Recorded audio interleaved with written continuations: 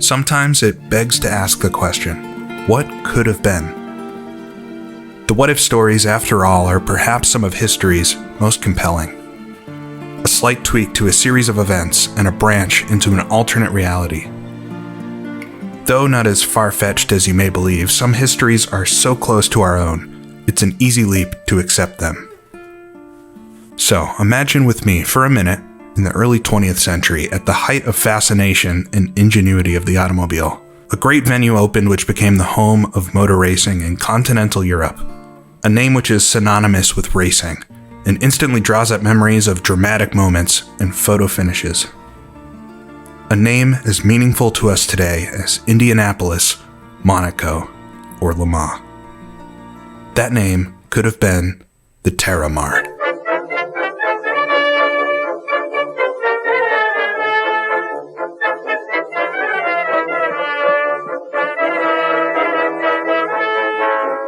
It was built in Sitges, Spain, today a vacation town just down the coast from Barcelona.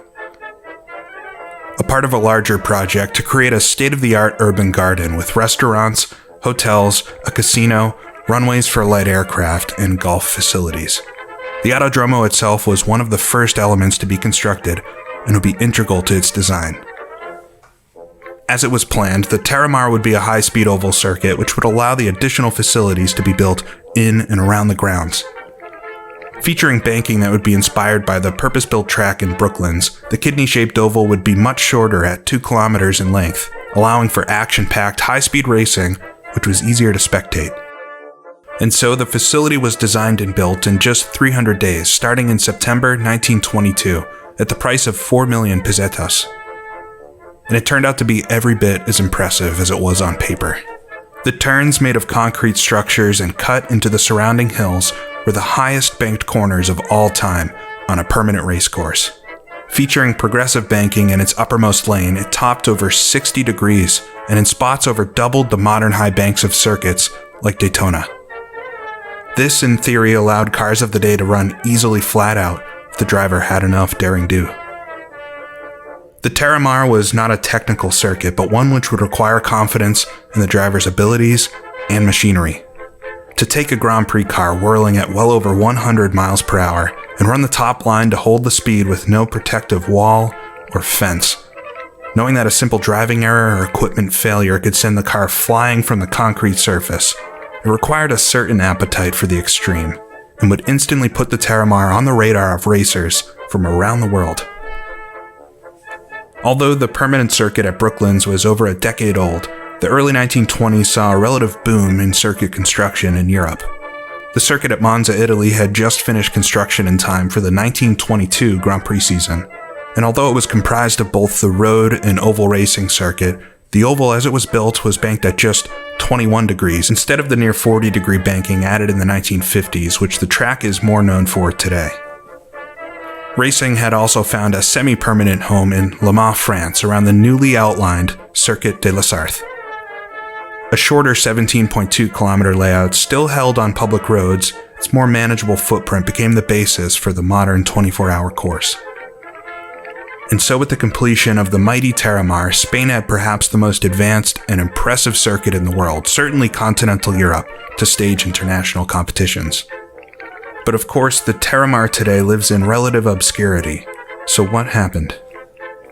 Even during construction of the facility, there were financial problems. Due to the economic state of the country and rapid inflation, the construction contracts quickly became overpriced and resulted in much of the facility remaining incomplete. Very few of the additional attractions were added, and even parts of the racecourse facilities, like the front stretch grandstands, were only partially completed. But regardless of the state of the circuit, and perhaps sensing its inevitable doom, the Spanish Grand Prix for 1923 was hastily planned to be held at the track. On October 28, 1923, 35,000 spectators showed up for the 200-lap event for 2-liter Grand Prix cars. In what was then a quite average and acceptable starting grid, a total of 7 vehicles lined up for the start, a mix of Indianapolis and Grand Prix-style cars, with the American Miller Special and French Grand Prix winning British Sunbeam stealing the headlines. The race itself began and was not the bloodbath some had predicted. It was a duel between Albert Devoe driving the Sunbeam and Louis Zabrowski with the Miller, many of the other competitors suffering mechanical issues and instability on the high banking.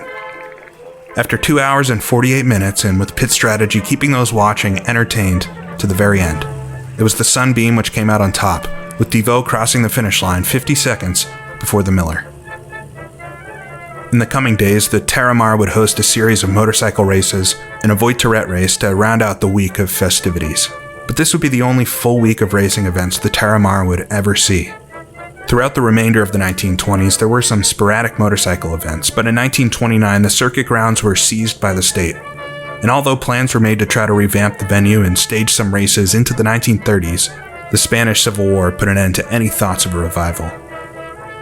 In the years of turmoil which followed, it's amazing the circuit itself was never destroyed, and to this day remains relatively intact. The land within the circuit has been many things over the years, but in recent times, it's a chicken farm which occupies it. There have been several demonstrations by companies like Red Bull or the Top Gear Revival Grand Tour putting some vehicles onto the high banks, but racing has truly never returned to the Terramar. It's a story of what could have been, a taste of a legend in the making. But because of outside circumstances, it couldn't become what it should have. And so we're able to experience a bit of what the Terramar might have been like in 1923 in Assetto Corsa, thanks to the group at F3 Classic Tracks. This circuit is available in both clockwise and counterclockwise direction as it was run for the 1923 races, and is available free without charge, although donations are accepted. This track is a perfect pairing for the amazing set of 1923 Grand Prix cars produced by Nicecuppatea to replicate the French Grand Prix of that year. Although this set features the winning Sunbeam as the only vehicle which made an appearance in both Sitges and Tours, the full set helps give a great impression of what driving this circuit might have been like. So lined up is a small grid of Grand Prix cars for a short 15-lap race around the Terramar, a unique look into the wild world of auto racing in the 1920s. Alright, so here we are at the back of the grid at the Terramar. Need a good start, try to get with the lead pack so I can slipstream, but lights are lit. Out, we're underway. Bit of wheel spin off the line. There we go, wish we had a flagman to wave us off. Quite slow in front. Get up to second gear and stare towards that wall of banking in front as we work our way down to the first corner. The Sunbeam weaving back and forth in front. We're not actually going quick enough to take the high line yet. Get up to speed, we'll slide down the banking a bit until then. All right, second gear, sliding right behind our teammate here. I think this is actually Albert Devoe in front, but up to third gear then, and onto the kidney bean shaped back straightaway. Gentle turn to the right will set us into turns 3-4, which is a much higher banking, if you can imagine it. Right up against the edge here, I'll stick right on that seam. We'll come out onto the front stretch. Long, unwinding corner here. Makes it challenging. Ooh, Delange in front slips a little bit wide. I'll slip down low, see if I can cut off the Sunbeam here. Complete the first lap. Up to sixth. René Thomas in front. 3 wide for the lead up there. We'll come into the first corner. A little bit of counter steer. Car gets loose. It's really hard to pinch it down low. Oh, Sunbeam swings around me. Alright, we'll get into slipstream. I can hear a car coming up my right side too. A Fiat. The Fiats are supercharged. It's a much better car actually to have around here. Out of this group of cars, the Sunbeam is definitely not the quickest one. I guess they were happy that the Fiats weren't racing that day. Otherwise we'll get squeezed right to the outside. Want to stay off the grass. Come across the line, complete the second lap in a little pack now. 1920s pack racing was very unnerving. No spotters. You'd of course have a co-driver with you. Point out cars along the way. Keep track of the gauges as you're focusing on the road. There we go. Nice run down the back straightaway. It was a bit higher exiting the corner. We've got a slow white Sunbeam there on the inside, I think. Come into turns 3-4 in the high side. Oh, the Fiat's going to slip in front. Just give him the line. You do not want to make contact there.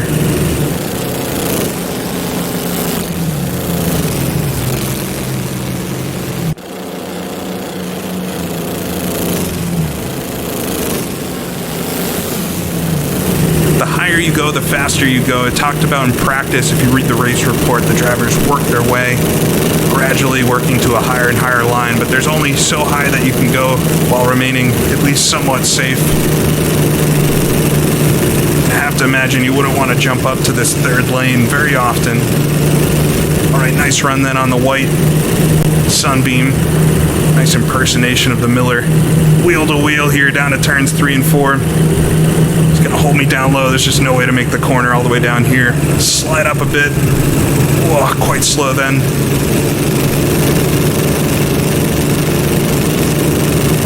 Fiat's going to come down the inside again.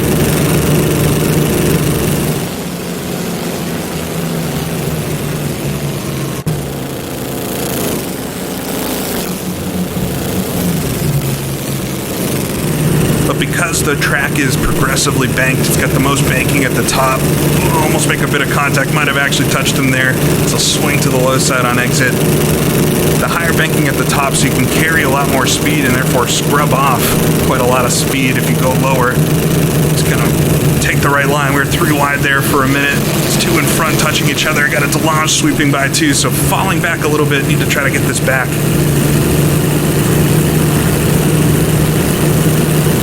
Just nips the dirt there. We need to try to start taking the outside line. I don't think the inside's working for passing. Another Fiat's going to come up behind me. It's 2 in front though. Going to slow each other up racing side by side like that. Not just be terrifying. Stay nicely behind the Delange here. Bullet-shaped rear end on that car. Come down to the 3rd and 4th corners. What are they doing? Just making side-to-side contact in front. A nice run then around the outside. Careful to unwind the wheel. The track is modeled so well in this version. All the little bumps, the little changes. The car in front goes all over the place. It just helps add a lot of character to it and keeps it interesting for what could be a relatively boring sim track. This is anything but. There we go, around the outside. Nice highline move. Back in the slipstream of this white Sunbeam. Coming to turns 3 and 4. Right around the high side. These 2 in front, side by side. Slam on the brakes there for a second mid-corner.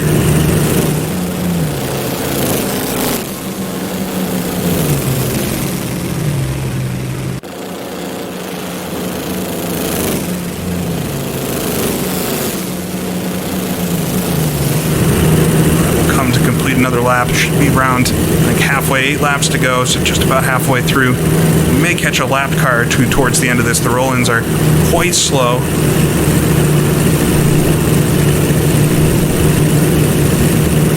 Alright, Sunbeam's going to dip below the Fiat. Here we go, nice run. Get to the right of him, right against this stone wall.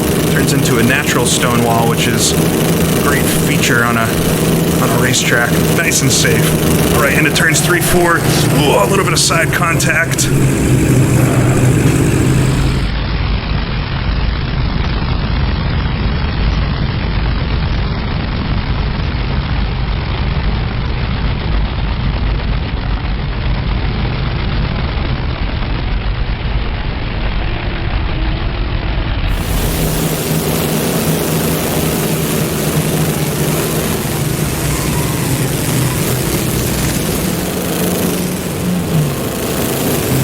I don't know how I saved the car there, working the wheel, went into full save mode. Gonna lose a whole bunch of time for the group in front, but no idea what happened behind me there. Have a feeling something very bad happened.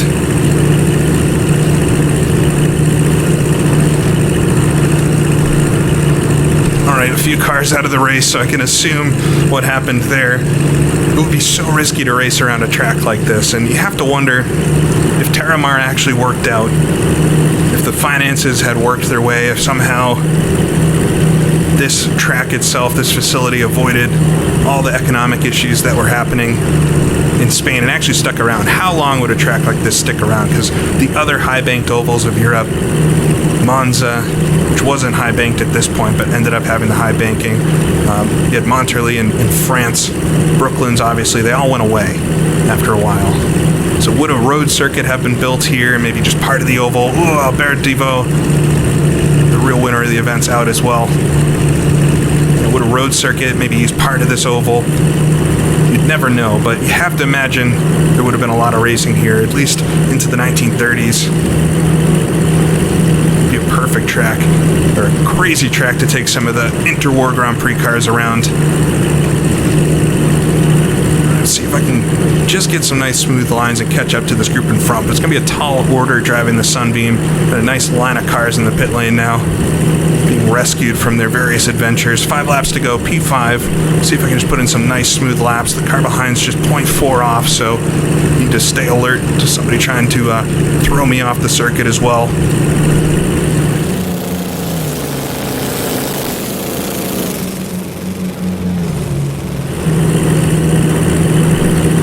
The 2 leaders are fighting side by side, so we'll watch for some fireworks at some point.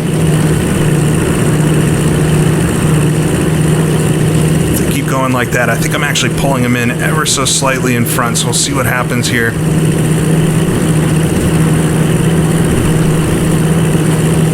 Alright, 4 laps to go, pulling him in definitely now. Enrico in front. I found the high entry, if you can get that right, it's a lot easier to do into this first couple corners than the second two. I can see some lap cars up there too, and they're running all the way down to the inside here for the lead. Very narrow entry into turns 3-4. I don't think that's going to work.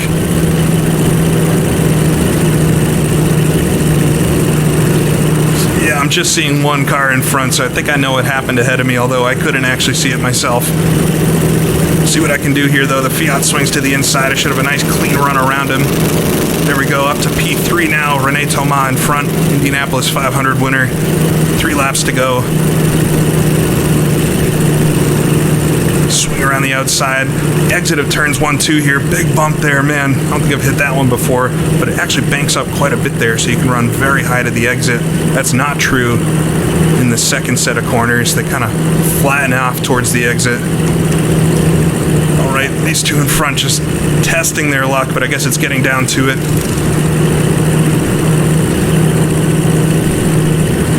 See what happens here with a couple laps remaining. Side by side, the Delange is going to go for the lead with Thomas. Henry Seagrave then in front. A battle for the ages. Try to just nice and smooth here. Not a lot of pressure on the wheel. The less you can move the wheel and just let the banking do the work.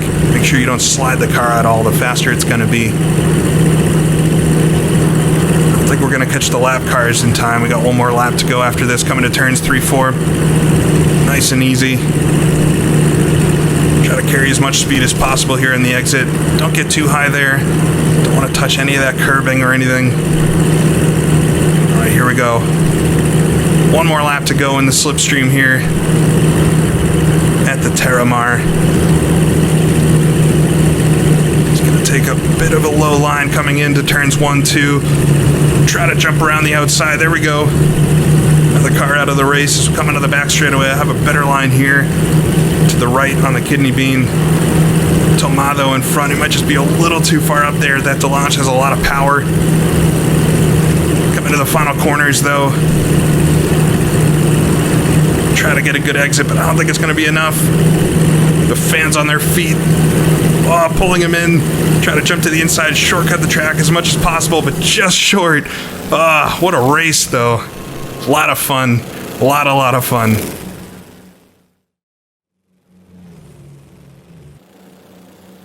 I've done a handful of races around here this week with the AI, but that was one of the best, so I'm happy it's one I caught in the recording. I hope it was enjoyable to watch as well. I did make some of my own AI for this course, just with this set of cars to actually make them race a bit closer, and I'll put that in the description of the video for the clockwise version of the circuit.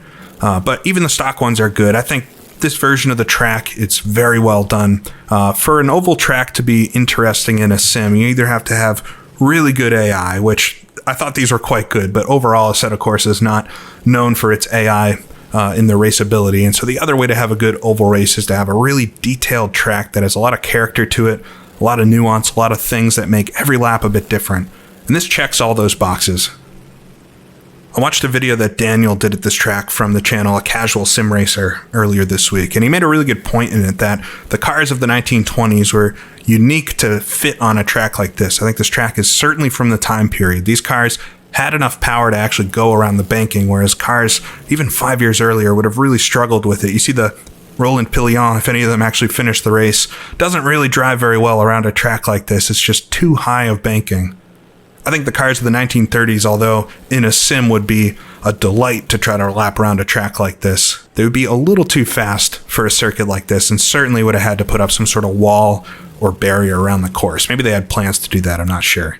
So 1923, certainly a sweet spot for a race like this, and you end up with kind of a pack race type situation where the cars are all fairly equal. They can go flat out, but not if you're trying to take odd lines, so they're just fast enough to keep it interesting. This could be a lot of fun in an online setting, I'm sure, but even against the AI, as I have them here, just grinning from ear to ear. So it really is a case of what could have been, what should have been at a track like this. Would we be talking about the Terramar like we do Le Mans or Indianapolis as one of those great circuits? Would it be a road circuit today that uses part of the oval? We'll never really know.